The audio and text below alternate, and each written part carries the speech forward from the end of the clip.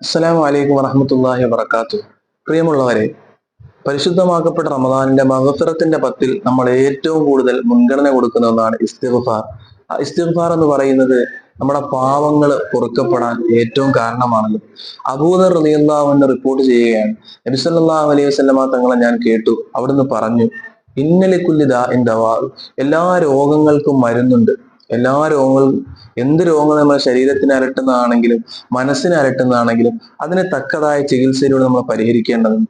എന്നാൽ എന്റെ പ്രിയപ്പെട്ടവരെ, എന്നിട്ട് നബി തങ്ങൾ പറയുകയാണ്, വദവാഉ ദുനൂബി അൽ ഇസ്തിഗ്ഫാറു, പക്ഷേ പാപങ്ങളുടെ പ്രായച്ചിത്തം, അതിന്റെ പരിഹാരം, അതിന്റെ മരുന്ന് അത് ഇസ്തിഗ്ഫാർ ചൊല്ലലാകുന്നു.